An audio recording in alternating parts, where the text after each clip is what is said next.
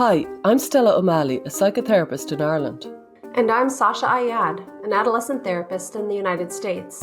And this is Gender, a Wider Lens, a podcast dedicated to the shifting concepts around gender in our contemporary culture.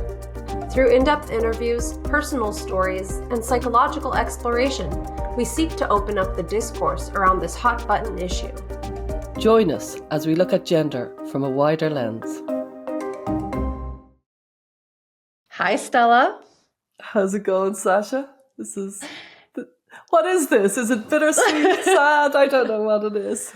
I think it's all the things. I mean, this is our official last episode of Gender, a Wider Lens. A lot of people thought last week was our last episode, but that was our last guest, and we spoke with Clementine. And so today we're going to talk a little bit about her story, and we're going to talk about the last 4 years and what's happening next for us. And I think it definitely feels bittersweet. Yeah. Like Clementine's episode is really kind of reflective of how far we've come from the first episode. Like Clementine is suing Johanna Olsen Kennedy. And, her episode, like what Clementine's story was so agonizing, it was so awful, it was so reflective of how, the trans industry has lost its way. And then I think back in 2020, it's like we were different people. Yeah. The fact that one of the biggest gender doctors in the US is being sued really seems to reflect a big shift in the public consciousness, in the lives of people who have undergone gender affirming care. And like when we started this podcast in 2020, that would have been totally unheard of. I mean, we were just trying to sound the alarm that like something fishy is going on with gender questioning kids. And really there was almost nobody to even shout into the ether to. Like it's so different now. And I think now in the public consciousness, a lot of people are concerned about gender medicine for kids. It's been, there's many, many, many lawsuits. It's gone to the Supreme Court here. Lots of countries have completely changed their approach to gender dysphoria. And wow, our podcast for 4 years has been trying to put information out there. And I feel like it would be interesting to go back in time a little bit and just talk about what the experience was like in 2020 when we were putting this together. And if people listening are fans of the podcast, like there are lots of people who have checked out a lot of our episodes, but if you were here in 2020, you're like a super fan of the podcast. And I mean, lots of people are following it not for pleasant reasons. Of course, they're really concerned about what's happening or they have a kid wrapped up in this. But what was it like? I mean, do you remember some of these first episodes or like when we decided to even make a podcast? Do you remember back then, 4 years ago? I remember my abiding feeling back then was a sense of panic. I was overwhelmed by emails. And I couldn't attend to them, and they all had to hear the same things. I had to talk about same-sex attraction, autism, black and white thinking, tech, too much tech. You know what I mean? Female cheerleaders. You and I were on the WhatsApp chatting about it, going, "Oh my God, this is relentless," and it felt really just big. I remember this is going to sound a little bit it is grandiose, but it's kind of reflective of the panic I felt. I remember I knew a guy called John. And he was a good bit older than me. And he went traveling in the early 80s in Africa as a student during the summer. People go traveling and, and anyway, he ended up kind of wandering haplessly almost into Ethiopia when the famine was happening. And he was telling me the story. And I said, "What did you do?" And he goes, there was nothing I could do. I had to kind of just start helping. And, I ended up, deferring my place in college. I didn't come back that year because I just had to, it was just tragedy. I was in the middle of a tragedy. And I felt like that at the time for those parents. I just felt like everything in my life had to stop. And like there is something enormous happening here and nobody seems to know about it. And, the podcast at the time, we had no idea it was going to make an impact, but it felt incredibly important to have a place where we could have an episode on autism, an episode on suicide, an episode on ADHD or gender exploratory therapy or whatever. And that's how I remember feeling. This sense of panic was how I felt.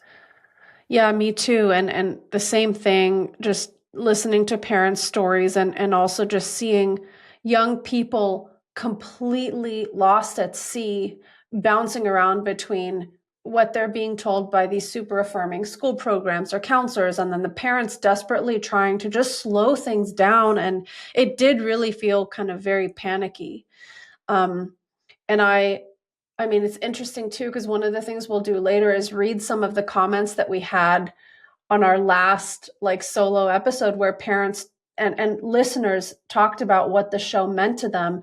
And you're right, like it wasn't clear what the impact would be. We just were talking all the time, texting all the time, and we said to each other, like, maybe we just need to put some information out there because we keep sharing the same things with parents. We keep talking about these topics. Let's put it out there and see what happens. And we've said this before. We really thought there was going to be like 50 episodes and we close it down. And we ended up going for 4 years. And frankly, I mean, more and more interesting guests came on, interesting topics, and of course, changes in the landscape and culture that sometimes even felt hard to keep up with, even though we were doing weekly episodes.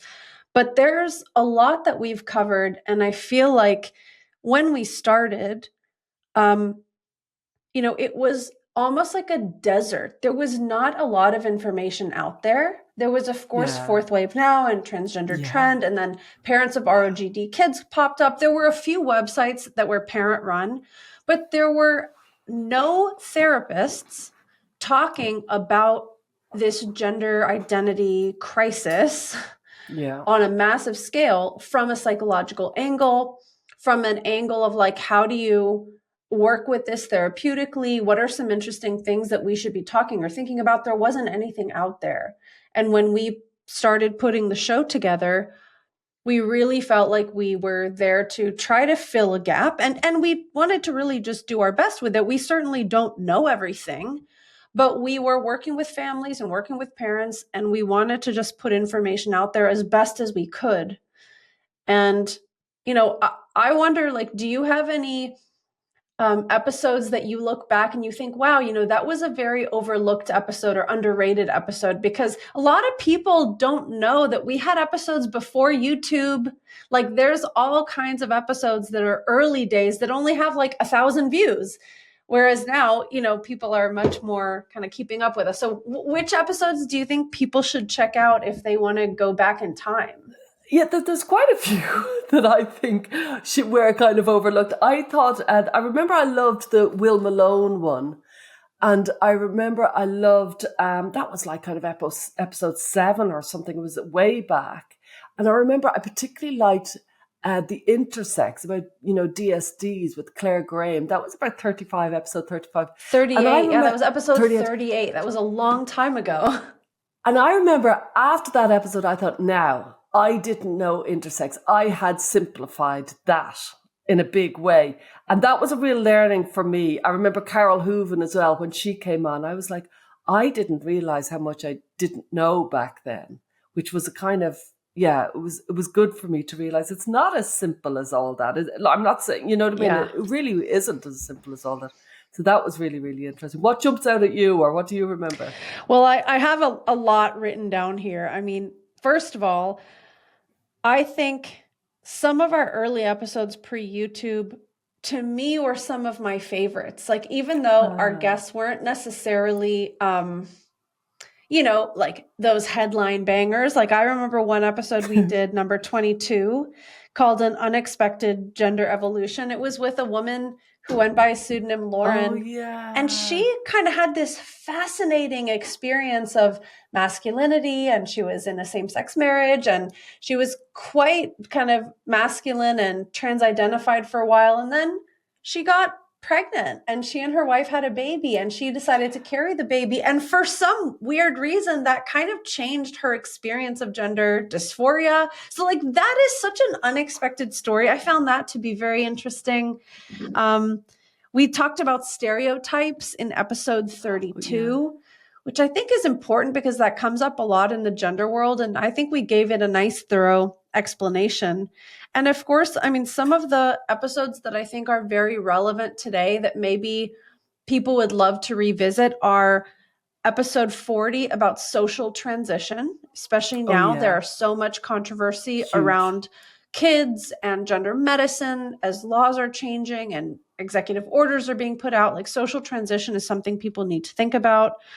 We talked about borderline personality traits with Lisa Duval in That episode was brilliant. 75. Yeah. And That we was did a brilliant. deep dive of gender affirming therapy. That was episode 111. Again, super relevant for today. And like for parents whose kids are going through this, we have an episode called You Affirmed Your Kid's Gender, How to Roll Things Back. Oh That was yeah. episode 53. That's a very practical episode. And we talk about, when parents disagree in episode 47, like what happens if mom wants to do one thing and the other parent or dad wants to do another. So we also had some like super practical episodes for people who have a loved one going through this. And I think those Yeah. sometimes get overlooked. They do, and they were probably more helpful. Like that one, How to Roll Back, that's a huge episode that I often recommend to people. And there's a few of them. The ADHD one I remember I particularly liked because it got into the kind of mindset of it. I remember I loved the collective collusion one. This is episode Oh, 7. yeah. I remember I thought that was really good about what was actually going on psychologically with the world, with the, colluding with the thing. And there was, I think I really enjoyed, I think we kind of got into our stride, if I might be so boastful, around about episode 2021. We had Alistair going on for 2 of the boys, and that like, what's going on with the boys? And that felt really important, that we were Yeah. actually kind of bringing some information that people really needed to know. And then after that, we had some episodes in a row, kind of 3 in a row about gender exploratory therapy, what might go on in gender exploratory therapy. And that felt really important at the time that we were, that we were kind of saying there's more than one way to do this. Like it's the Yeah. idea. But these days it almost feels old fashioned to say that now. Well, it does for me because I don't call it gender exploratory therapy now or anything like Yeah, I it. know the terminology's changed. You're talking Yeah. about the Behind the Curtains series. Yeah. That was It was really 24 good. through Yeah. 28. So, yeah, and we talked a little bit about like how do you work with gender in a way that isn't pushing in either direction. You're not Yeah. trying to force anyone to desist. You're not trying to push someone into trans identity. How do you work in this kind of gentle way? And I've had a lot of families say that was very practical too, even though they're not clinicians. Like if They could you're get a into it. parent Yeah. or if you're a teacher or if you're the aunt of somebody or if you're a therapist, I mean, I think those are practical. Yeah. And then there was the Pioneer series was fairly brilliant. Stephen Levine was amazing. They were all Yeah. amazing. And that whole Thomas Steensman, DeVries, oh my God. Should we explain what it is if people are Yeah. more You new? do. Yeah. Okay. Well, the Pioneer series was an idea we had kind of, I mean, I guess now you would say in the first quarter of the show. At the time, we thought it was like, the end of the show. Anyway, and we decided, we need to talk with some of the big names Yeah. who research or clinically treat gender dysphoria from the history books.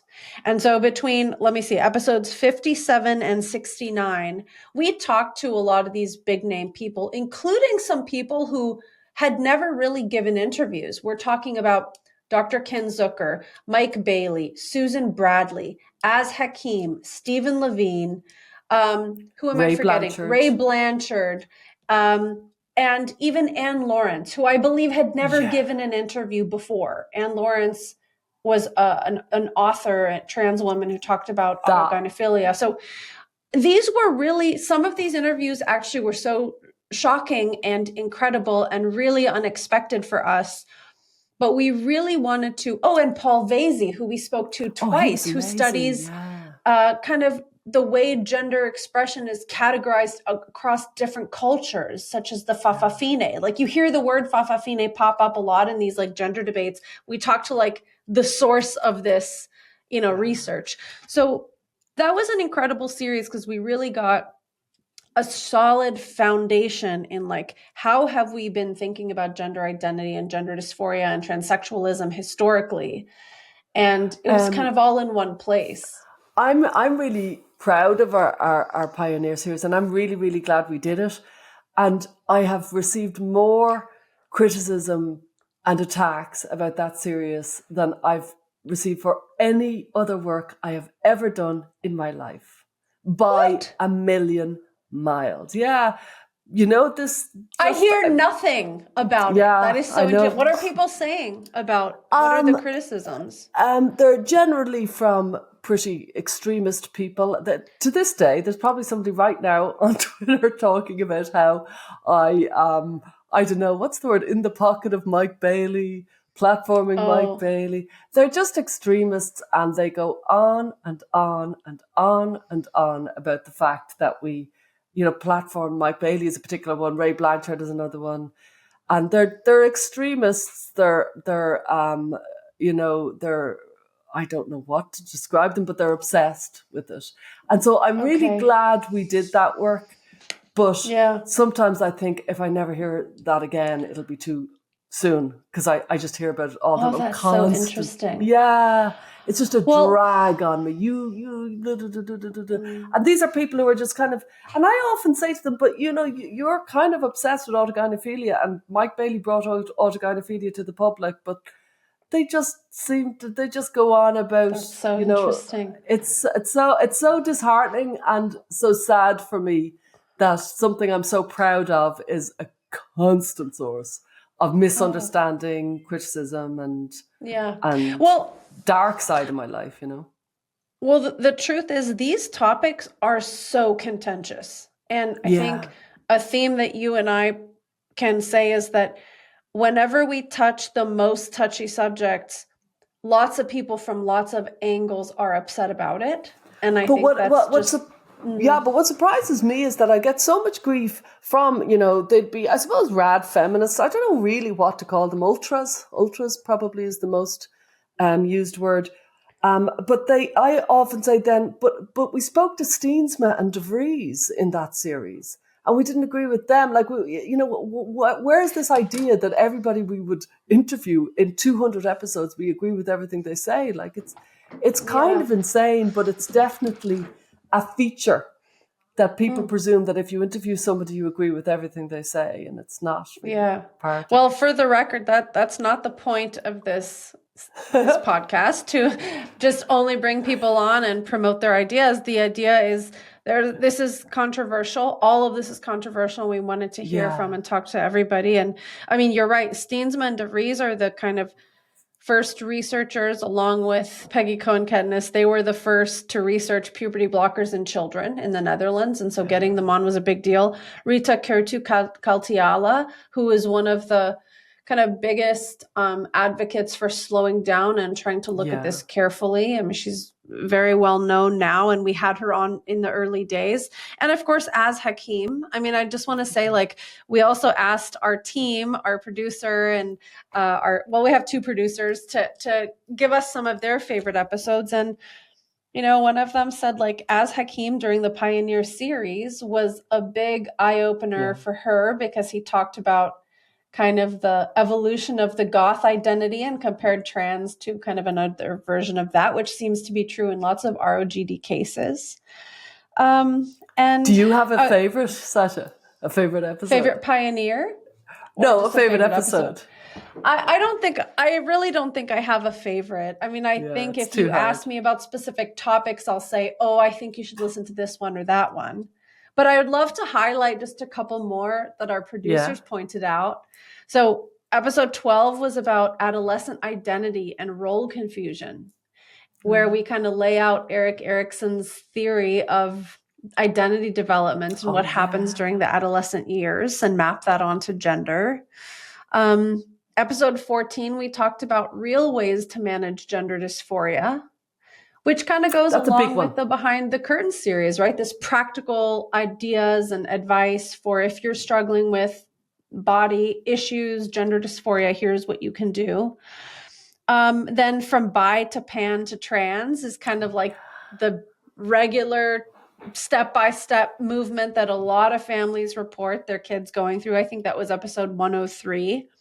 And then in episode 110, we talked about pathologizing normal and the fixation on identity labels. So these are some of the underrated episodes that our Gender Wider Lens team thinks listeners will really enjoy. And so if you are sad that the podcast is coming to an end and you just can't get enough of us, we recommend you go back and check those out. Yeah, we'll still be on Substack, and we've Yeah. got lots of plans. Yeah. Do you want to talk a little bit about where we will be kind of findable for our show? Should we kind of make sure listeners understand that? Yeah. Go ahead. Okay. So YouTube is not going anywhere. We have been producing this show for 4 years, and all of our previous YouTube videos are staying put. And so we really want people to think about this as a massive archive of information that is permanently out there. I mean, I do think, and I'm sure you'll tell me what you think, but in 50 years, people are going to look back at this gender identity explosion and the subsequent medicalization of children and think, how the heck did this happen?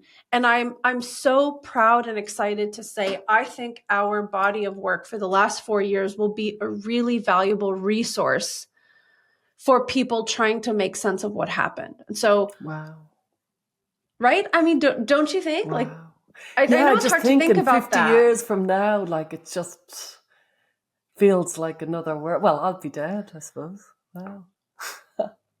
It's sad to think about. You don't know that.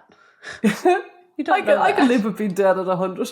But yeah, I mean, this will be here. I mean, it's not going anywhere. And so all of our episodes are on YouTube, and they're on Substack, and they're on like all of the other major podcast platforms, Apple Podcasts, Spotify, et cetera, et cetera. And one thing we'd like to encourage listeners to do is check out how our YouTube playlists are organized, because we have them organized based on listeners. So for example, there's a podcast for teachers, a playlist for teachers, a playlist for therapists. And you can go and kind of find exactly what you're looking for. There's a Start Here playlist. And similarly on our Substack, where we also have all the podcast episodes, available for free to everyone, we're also going to be organizing those by topic so that it's really easy to find what you're looking for. And we are going to be inviting anybody who would like to continue attending our live events. We're going to be doing these monthly, and you can sign up for our Substack. So if you join us there as a paid member, you will have access to our monthly live conversations, and you will be able to access over 100 bonus episodes that we have been producing over the last several years on the podcast. So these are often extended conversations with guests. Some of them are Q&As that we've received from our Substack supporters that we answer together. So there's a lot of material that you can find in our Substack that is not available on the public YouTube, for example, or on the public Substack. So those are some of the places that you can go, even when our weekly episodes are done, to kind of keep up with us. Yeah. It's going to be a strange crossover, really. You know what I mean? So it'll be weird. It'll be strange.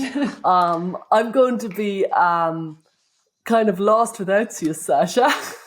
But it'll be lovely once a month coming together for the live and Unfiltered on Substack. And I really am looking forward to that, because there'll be a freer vibe to it, because it's, live and unfiltered. I think it'll be fun. And it'll be in the evening for me, so that'll be pleasant. Yeah. So, and it's going to be cool because we kind of have like two ideas. And frankly, we are so open to what listeners would like for us to do during these events. But like our two big ideas right now are that we're going to be able to catch up on like timely events in the gender world, which, as we talked about before, it's kind of hard to do that when our production schedule is about like 6 weeks ahead. So, we'll have a guest on and we'll record a bunch of episodes, and they won't be released for another month and a half. So on our live and unfiltered events, it'll be really great because we'll be able to catch up with like the most recent current events and just kind of talk about them and share our thoughts and share our ideas. And, we want to go back and analyze some of our favorite episodes. Yeah. When we have guests on, we've often talked about this after we stop recording. Like there's so much that we want to say or so many thoughts that we have. So it'll be nice to have this kind of unrushed environment where we can analyze old episodes. And of course, anybody who joins our Substack and comes will be able to put questions in the chat, leave comments in the chat. So it'll be really interactive, which of course we don't get to do that on the episodes that we have done all these years. So that will be really, really fun to be actually engaging with you guys in the chat and like bouncing ideas back and forth and reacting live. So we're really thrilled about that. What do you think about that? I mean, I haven't done much stuff like this. Have you? No, I think for the first year or two, we were more able, we had more freedom to be off the podcast. We were more free to be analytical. And we would just say, analyze a few podcasts in a row every so often, if you follow me. We gave ourselves time and we did listeners' questions and stuff like that. And I think we missed it when it just became, there was so many fascinating people to speak to, that there was so many people who had so many thoughts that we were like channeling them, like, oh my God, we have to speak to this person, we have to speak to that person. And it felt like we're both naturally analytical. And it felt like that's why we were having a podcast, because we were analytical. But we had kind of entered into the zone of an awful lot of interviews, which were every one of them. I don't think I was ever bored in the podcast. They were so interesting. Yeah. But it does feel like I can't wait till we get our teeth into that. Yeah, for sure. And have you done lots of live events where subscribers are chatting with you and that kind of thing? The closest thing I've done to that was like Benjamin Boyce. By the way, we interviewed Benjamin Boyce. I just have to give him a shout out because he's the pioneer of this style of interviews around gender. He was the first person on the scene.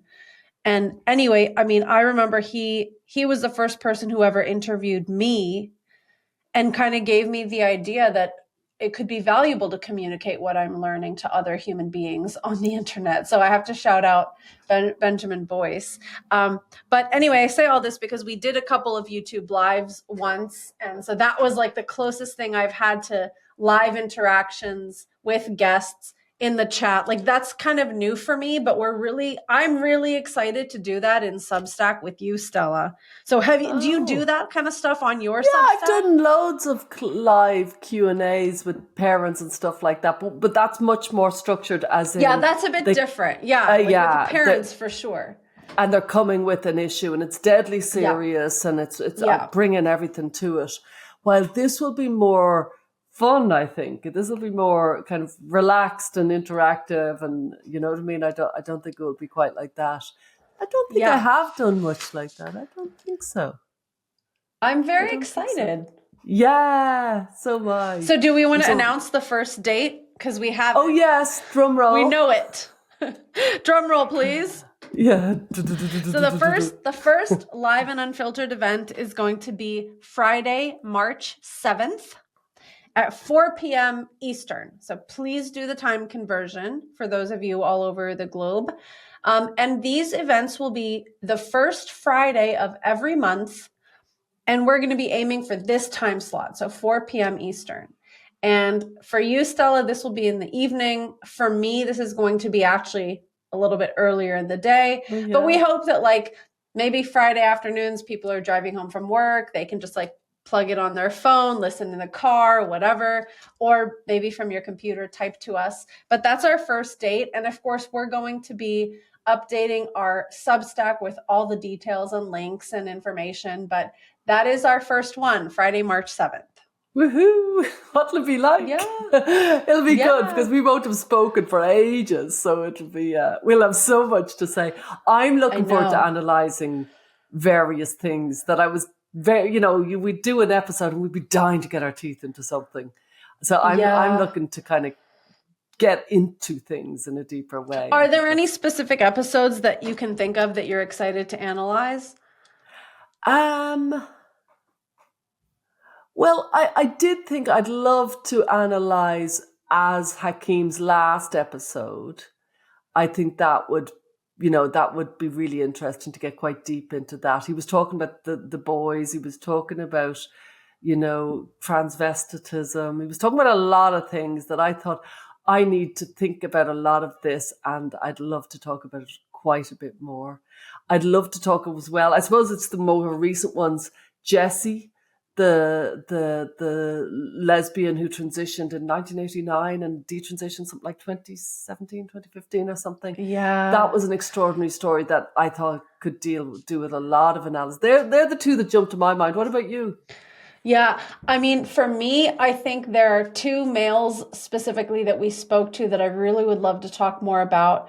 One was Calvin Lunt, and Oh, he was yeah. this incredibly brilliant guy in the UK, came from kind of a working class family, gay, somewhat feminine as a boy, not very, loves dance. I think he was actually like either a professional dancer or was like in the fashion industry for a Or a while, model. He was beautiful. something like that. Beautiful. Yeah, And like really he beautiful. lived as a woman, quote unquote, whatever that Yeah, means, and took estrogen for some time as an adult yeah. and detransitioned and talked a lot about it from the perspective of a journey to accept and love himself with all his flaws. And that's one of those episodes that we got done recording and I was just like, oh my God, that was I incredible. remember. And I just really wanted people to appreciate that episode as much as I appreciated him. So I'd love to just like talk about that, because we definitely tend to say that, ROGD is like this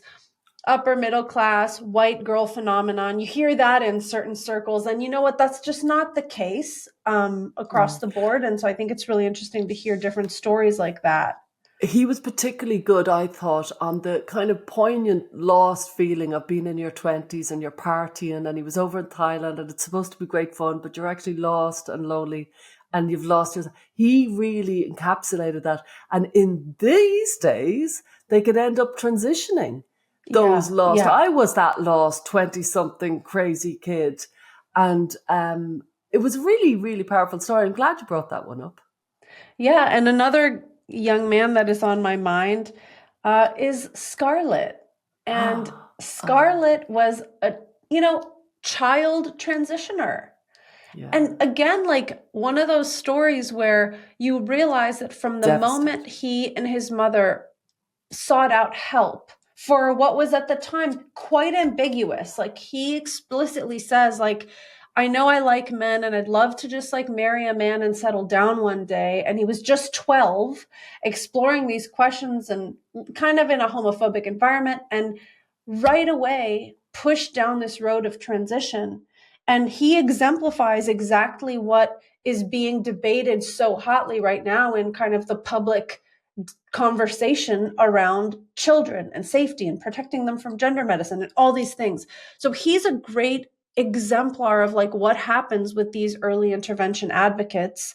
And, based on my understanding, because I've been in contact a little bit with people in his life, and he's changed a lot and learned a lot. So, I think that's an amazing episode to analyze. And I'd be really curious, for all of the guests that we've had on, I wonder if they'd be willing to pop over to Substack and kind of tell listeners where they are now. I mean, we've talked to so many people who are, for lack of a better term, like in the middle of a journey, and Yeah. I'd love to hear where people are at now. What do you make of your identity now? How is your health? Like, I'd love to know those things.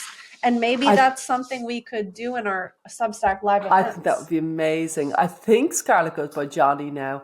And, Johnny was such a really good example of the gay boy being medicalized inappropriately because of forces and, kind of premature sexual kind of things being put upon. Remember, he had to go into a shop and it wasn't appropriate, and his mother just trusted like a the sex doctors. shop. Like they recommended, like as part of his gender exploration, the clinic recommended he go to like a sex shop with dildos and things. Like, it was a shocking story. Yeah, he was such a beautiful presence. Do you know who jumps to mind as well? Shane Cole. Oh, yeah. And he talked about sissy hypno porn, and he got himself out of it. He was a real Yeah. testament to you know, and I've worked with people over the years, and you can get yourself out of anything if you're committed to, Yeah. and he was committed to, and then he fell in love, and his girlfriend kind of helped him. It was a really lovely story. I think that kind of doesn't seem to get mentioned as often as I thought it would, because I thought that was a really important message that he Yeah. had, that he pulled And himself out of it. yeah, and I mean, my understanding is that Shane is very, very deeply invested in this kind of breath work that he talked a little bit about on the show, and he's now a practitioner of it. And I mean, it's really incredible. Like, human beings are so variable and unique, and it's Yeah. amazing. Like, the different people we've spoken to, different things can pull them out of it that are completely unrelated. And it's just incredible, like, how people stumble into other solutions. And as you said, it takes real commitment. So I don't think anyone stumbles into happiness or health, but you can stumble into other pathways. And if you commit to them, you can really pull yourself out of things. And that's so true. Like, people do often pull themselves out of really dire circumstances. Yeah. And some people don't. Some people remain within, you know what I mean, forever. You know what I mean? This idea that we'll all hit rock bottom and bounce back up, that's not Yeah, the that's truth true. with mental health again and again. You know, an episode that really stayed in my mind, and I know we analysed it already, but I'd like to analyse it again, was that Anne Lawrence one. Oh, That yeah. blew my head off. And it gave me a Yeah. real insight into the old style world that they were in, if you follow me. The old style transsexual. Anne Lawrence, for anybody who doesn't know, is kind of a well-known scholar in this area, born male and transitioned when? What I don't know. But anyways, I feel like in the 70s, maybe. Is that possible? yeah, maybe 80s, yeah. But Okay. extraordinary episode. Really, really Yeah. shocking episode. Yeah. And I mean, I think that's a good reminder that, like, things have changed so much in the field, and it seems like they're changing quicker and quicker every single year. Like, month to month, it feels like we're in a different world and a different landscape. Yeah.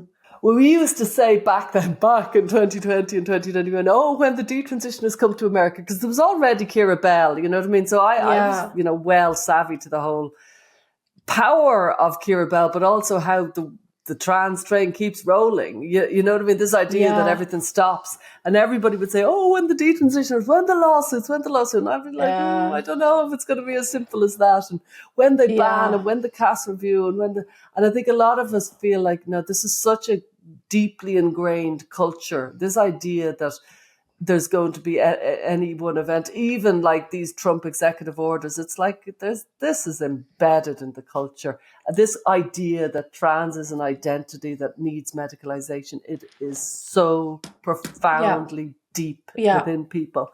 On that subject, I'd like to say, so I'll be starting my new podcast with Mia, with Mia Hughes from the Blue Path Files and Brett Alderman. And we're going to run it, let's say, the Friday after this one goes out. So we'll just keep it on Fridays and put it out. It's going to be called, drumroll, we've got a name. Yeah, it's called Beyond Gender. And and the idea, we've interviewed so many people. So really, we had an amazing interview with a guy called Gurwinder Bogal. He's amazing. Oh, yeah. Oh, I totally know who that is. He's brilliant. Fascinating. He's a very good writer, and he just kind of keeps pointing out, like, absurdities. He's very insightful. That's cool. Yeah, we interviewed a good few people now.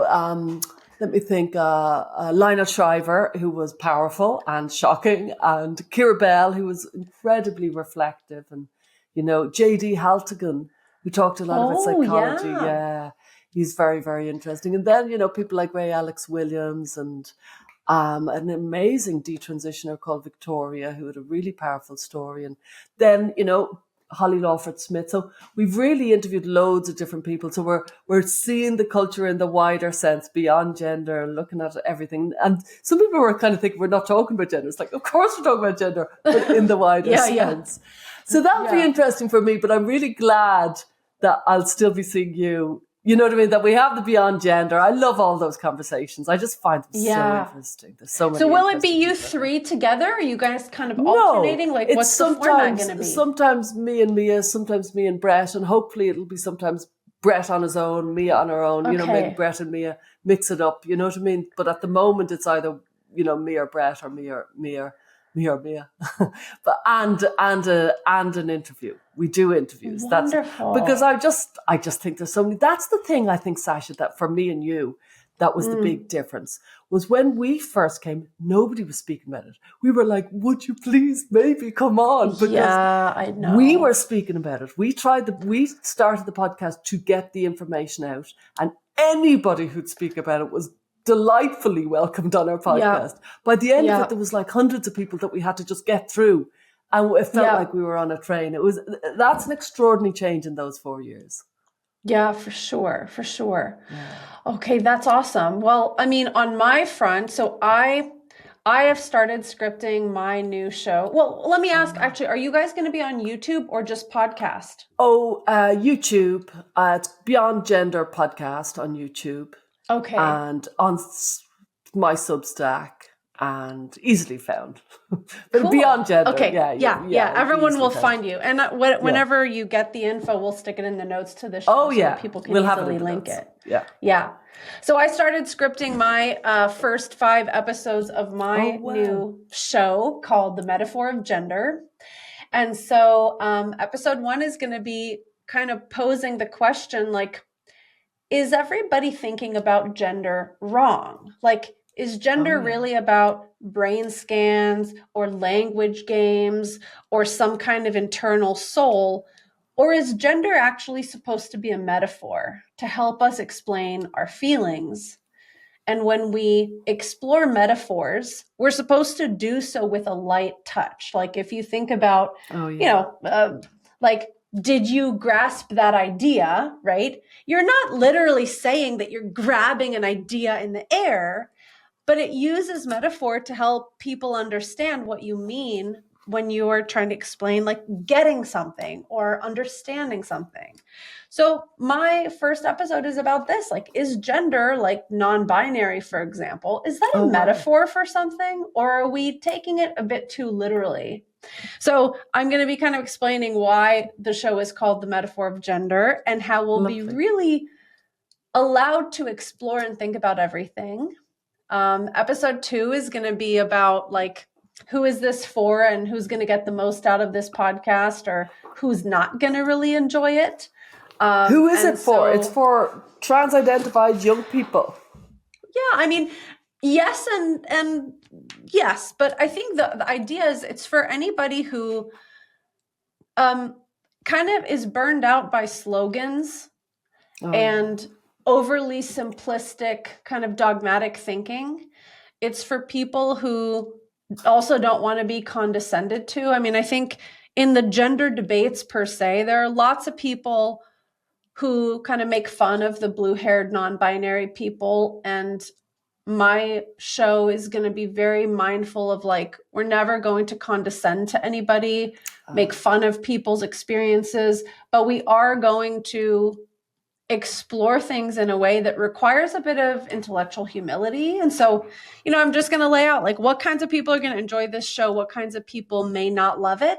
And if you may not love it, you're still welcome to join, because you might just be the kind of person who would get a lot out of building your capacity and being willing to reflect and having a bit of humility. So anyway, I'm a long ways away from launching, but I will be launching in the spring, sometime in April. Wow. And I think I'll have a launch week where I release 1 episode every single day for 5 days. And I'll be really curious to hear what people think. And for those of you listening who are like, I don't think anybody trans-identified would be willing to listen to you because there are people on the internet who say you're bad. I have a whole plan around that too. They will. I find trans-identified people, they're thinkers. They want to think. Yeah. They want to think. Yeah. They'll listen.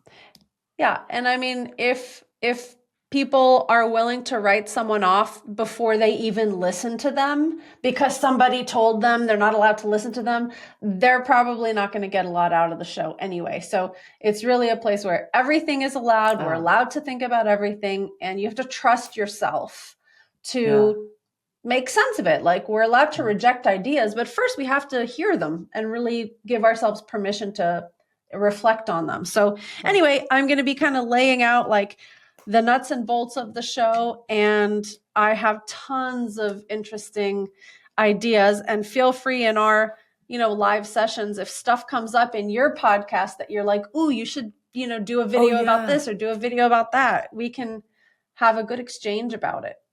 Yeah, I found it very interesting working with Mia and Brett. You know, the way me and you would be used to each other. It's almost like old lovers. And, I go this way and you go that way. And you know when I'm going to speak and I know when you're going to speak. Yeah. Because it's a natural dance that we've built up over the years. So now it's like, oh, Mia, you go first. Oh, no. Oh, sorry. So we're like new lovers, just getting to know each other. This is a metaphor, everybody. This is a metaphor. But the same with Brett and me, it's very interesting because Brett is so psychologically driven. And so the episodes with him were leading deep into psychology and he knows his stuff. And then with Mia, it's so socially, she's so completely on the social phenomenon. Yeah. And it's good for my brain because I'm going completely psychological and then, whiplash over this direction, over to the society. Yeah. And I just feel like we're in the times we're living in. They've always been interesting. So this whole may you live in interesting times. I've never not lived in interesting times. I don't know if anybody has, but there's something extraordinary with the 2020s. Yeah, absolutely. It's very interesting. And it'll be cool to have that balance of the social and the psychological. Yeah.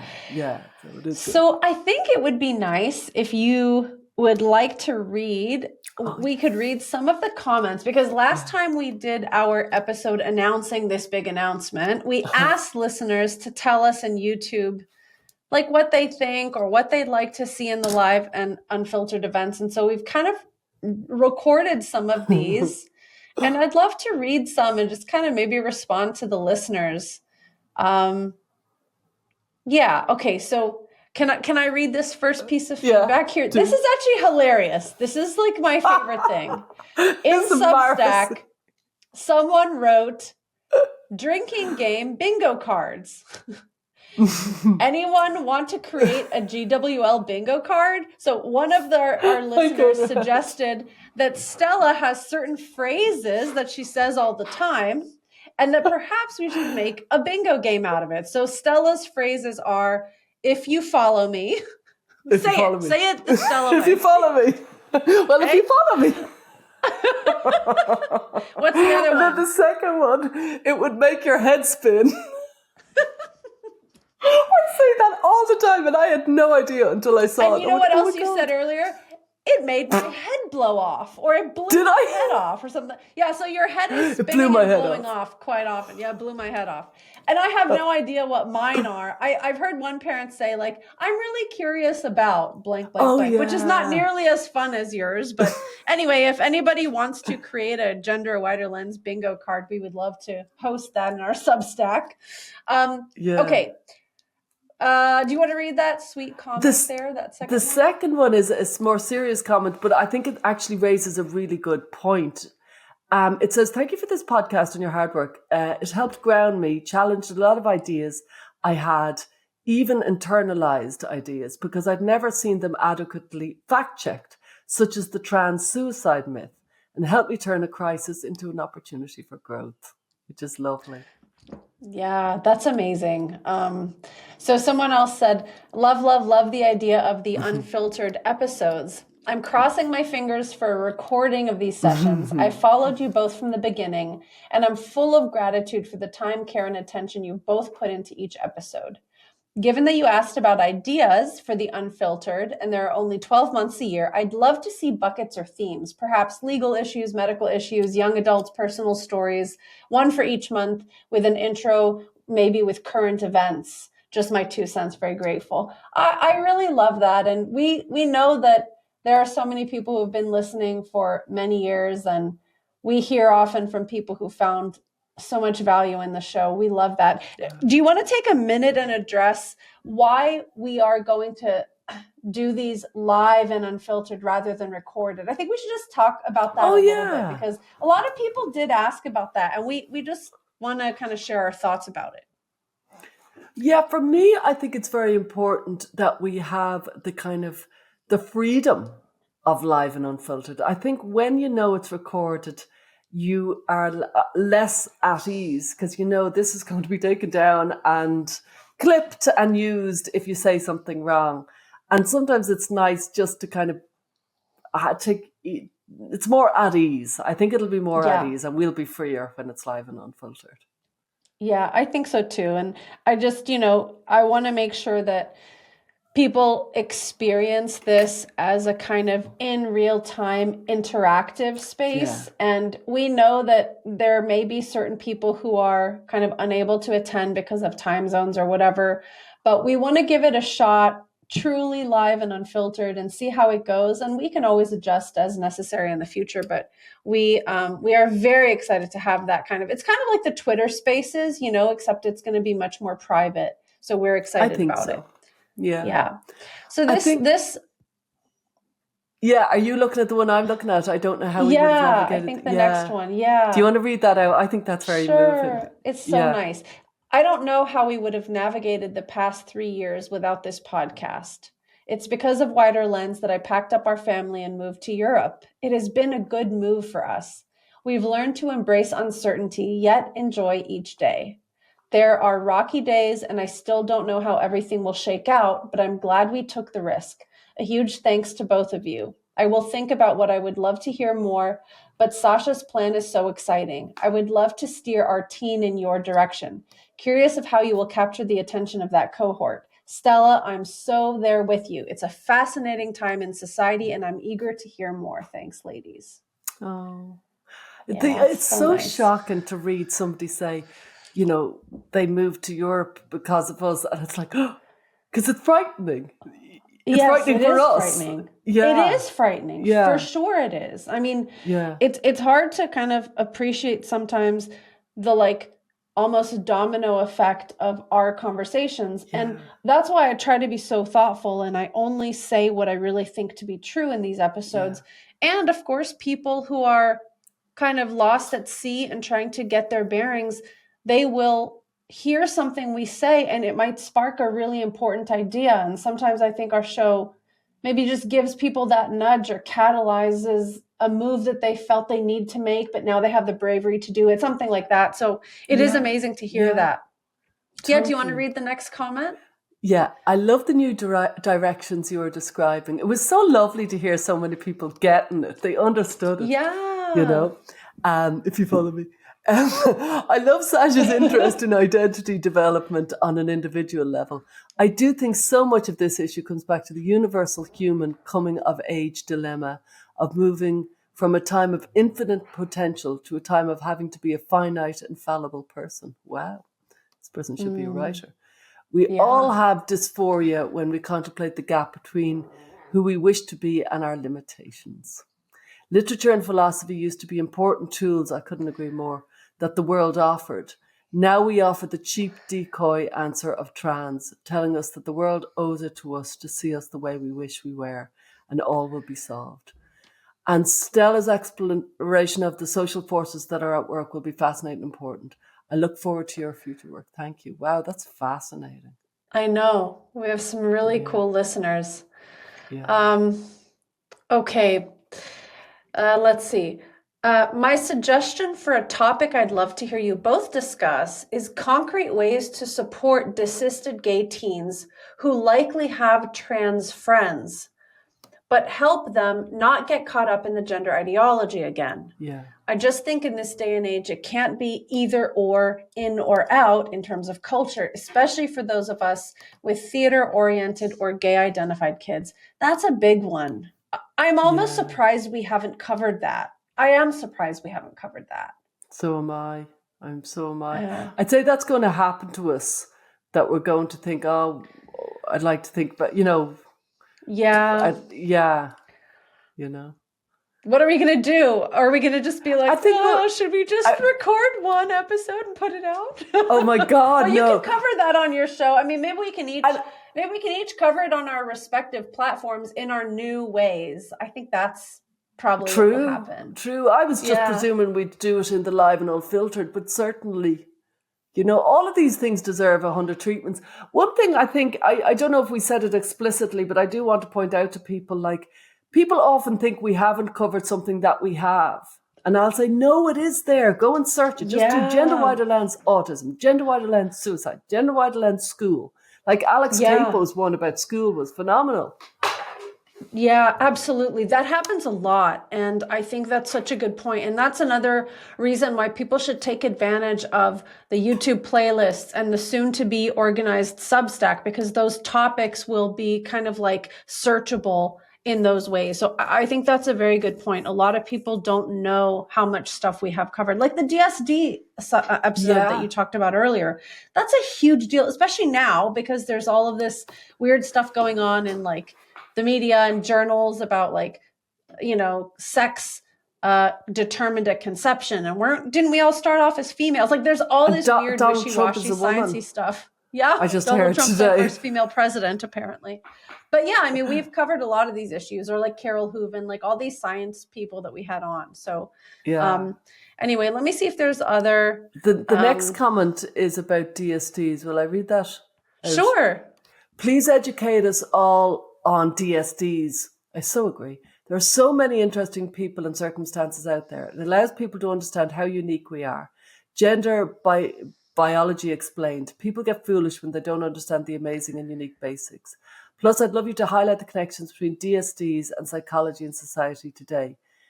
Where with new laws, no chopping, baby, it's going into kind of detail there, you know. Mm-hmm. Example, you know, the boxing. The boxing debacle. Yeah. But I have to say, I've been writing this book, you know, called, you know, The Gender Questioning Child, and I went back into history and, you know, just how much. Wait a minute, you're writing a book? Yeah, Did you tell anybody this, or is it a big secret? No, okay, well, it's not anymore. Embarrassed overworker that I am. I could not write it. You know, it was kind of spilling out of me. I'm just so interested. What made me gender nonconforming? It blew my head up. Now I know everything. I'm like, what the hell? We said it again. You did. All the listeners will be drunk. But like, yeah, I just thought, why was I? Why did I go like that? Yeah. Why did that happen? Yeah. I don't understand. And I haven't really got a good answer, by the way, in the book. But I went back into history and what it was. And it looked to me like little boys were sexualized. Gender nonconforming little boys were sexualized for thousands of years, those little boys. Wow. And the little girls were oppressed. Then in the last 200 years kind of had a heyday. They were cute little spirited tomboys. And I thought, like, when I started studying it, I realized, wow, there was always a tiny number of people with DSDs, and it melted everybody's mind about what is gay and what is a DSD and what is a gender nonconforming. It all conflated into this crazy trans identity. And when I realized that, it felt much more forgivable. For those of you who feel very bitter, when I really read into the history, I kind of understood how we got to this mess. I kind of did. Yeah. I really did. Yeah. That we touched on that with Marieke Den Ouden, I think was her name, the guest that we had a couple of weeks ago, how like a lot of the early, quote, pioneers of like gender identity concepts were people who happened to work with DSDs. And Peggy so it is a bit more forgivable, right? Peggy Cohen-Kednes, that like, if you work with patients like that, perhaps it's understandable that you see the lines as quite blurry. Yeah. But yes, I love this comment of like, let's do more stuff on DSDs. And I would tell this person, definitely check out the Claire Graham episode, which is, 38. 35 you or 38. Really like that. And Carol Hooven's episode was equally brilliant on DSDs. Do you want to read out the next comment? Yeah, sure. Okay. I'm starting to become interested in what people who were having to use up all their available time to fight this one particular issue are going to do when the ideological bubble pops. which it definitely shows signs of doing in the next year or I two. don't know Basically, about like that. all of you who are obsessed with gender, what are you going to do when you can't obsess over this anymore? For instance, I'd love it. uh, it's just recent that people have mostly lost their fear of being labeled transphobes or TERFs. After months of watching developments in slow motion online, it seems there are several new developments every single week these days from government, sports organizations, medicine, etc.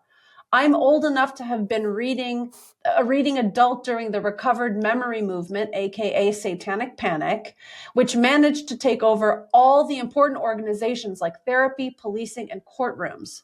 I've also had a relative that was a potential risk because she cared for children in her home. It also seemed to go on forever, but then the lawsuits started, and then the news programs started to reverse exposés, and after a bit, it was simply gone. Because this was pre-internet, it's difficult to recover some of the material, so I don't have any good memory of the aftermath because so much of it simply got buried. So I'm very happy for you too that you're already making plans for the future, which will use the tools that you've developed to explore bigger picture of what has been going on there. All those detransitioners and their parents are going to need information and resources for a very long time. And the people who have permanently changed their identities are going to have to adjust to no longer being culture's darlings. I hope they too will find ways to use their insights productively. Wow. Well, first of all, I want to say to this listener that is such a good point. And I'd like to just mention that I did a 2-part series on recovered memories and its relationship to ROGD. So that's on my personal YouTube. Wow. But Stella, you and I have both been super interested in this. And we wrote about this in our book, When Yeah. Kids Say They're Trans. And we wrote about this when we co-authored a chapter in the critical therapy antidote Therapy book. antidote. Yeah. Yeah. So, I mean, this is a super Critical important therapy. parallel. And yeah, like it was pre-social media, so it's not super clear how it's all going to shake out. But we've already seen that in the last couple of months. So many organizations are walking back their support of gender affirming care. Well, So, yeah, it's a I good have some point to gloomy leave on. thoughts here. Tell I kind of, us. just a couple of things. I think it was a brilliant comment by the Yeah. listener. I think there are still believers of recovered memory, and if you Google it, you'll see that they still live on like Japanese fighters in the woods, and that it kind of petered out. Yeah, it was very true. It wasn't in a frenzy, but it petered Mm-hmm. out, and a lot of lives were ruined. But I think didn't get embedded in laws and policies and cultures the way this one has got embedded into, you know what I mean? So many laws and policies. Like we're talking, and I know Trump is doing what Trump is doing, but I just think there's going to be a regroup, and it's going to be a very significant regroup. I saw Paul McHugh, who kind of closed down the Johns Hopkins in 1979, Yeah. saying we've Yeah. tested these people. They are not the medical transition. It's a failed medical intervention. It's not working out. Close this clinic. They closed it down. And years later, he got involved in the recovered memory syndrome. And he talked about it. There's an actual little footnote saying, I saw something similar with medical transition, but thank God we don't need to worry about that anymore. So little did he know what was coming. Wow. And so the Wow. ability for people to regroup and come back is really noticeable. I've been really following the Rotherham and the kind of, we talked about it with Julie Bindle a little bit in our episode with her, and all those, those grooming gangs and what happened, and everybody knew, I knew, everybody knew, but it didn't go into public consciousness that, hang on, something awful has happened. And I think something similar could happen with trans, that everybody knows, but nobody really acts because it's kind of paralyzing. And it's so huge, it's kind of too big to contemplate. I don't know, but I think we're at a very interesting time in our culture, but wouldn't it be great if we had time in our hands? And I started thinking of taking up a hobby. Maybe a choir. I would join a choir. What would you do? Oh God, I would get back to dance for sure if I had time for a hobby. Oh yeah, 100%. I mean, I'm thinking about it. I actually have a big sale of all my 13 costumes that I've been trying to. Don't I've been sell them. hanging Get on back to for into years. dance. I'm keeping a few, but I'm getting rid of 13, which I know I don't need like 19 costumes. You know what I mean? Anyway, point being, yeah, I mean, we none of us have time for a hobby, but I may get a little bit back into it. But I have so many exciting things on the horizon, and I think this question is actually really a good stopping point, because there are similarities, but as you said, Stella, this is a different beast, and there will always be true believers who will be fighting for this as their kind of just cause forever, as far as they think. So with that, I mean, I feel like we've covered everything we need to say in this episode, but am I missing anything, or is there anything else that we need to share with our lovely listeners and viewers? See you on Substack, please. Come and see us on Substack. We'll be there. Yeah. No, I think that's everything. And it is goodbye. It is goodbye. So, I mean, just to kind of clarify, there will not be a new episode next Friday, but you can go back and listen to any of our episodes, either in YouTube or Spotify or all the places, or you can come to our Substack as a free member and just check out old episodes, or you can join us for March 7th, which is our first live and unfiltered event, which will happen every single month on the first Friday of the month. And, between our episodes and our books, I think I have to say I'm really proud of the contribution that we were able to make to this experience of people who have loved ones questioning their gender, or people who are questioning their gender themselves and just want to get different perspectives on it. I'm very proud of the work we've done, and I certainly hope that for many years to come, people will benefit from it. And we'd love to hear from you guys in the live and unfiltered events. Keep us going, and let's keep talking. I feel like I should be giving you a hug, Sasha. I know. We should be the same. Hug. Yeah. But I really want to say thank you to our listeners. They've been very good, and they've been very understanding, and they came with us, because sometimes we're slowly making our way through things and figuring out things, and it didn't feel like everybody was pouncing on us. It felt like we had just lovely listeners and viewers who were just trying to understand, just like we were. It didn't feel like a Twitter vibe. And I'm so appreciative that they kind of gave us the space to find ourselves, that we could speak. We started off, I'd say, quite guarded, what I mean, in 2020. And now we're just talking freely, like it's just whatever we're thinking. Yeah, for sure. We've come a long way, and I'm excited about what we've done, and I'm excited about what's coming. So I guess that's a good place for us to leave it. And we want to say thank you, of course, to our team who has helped us really make the show what it is. And we want to thank all of our listeners who have been so encouraging and so supportive. And please leave a comment and let us know if you'll be joining Substack and what else we can talk about there. I'm still like all ears, and I'm really excited about having these live events. And please come and say hi. Bye-bye. Bye.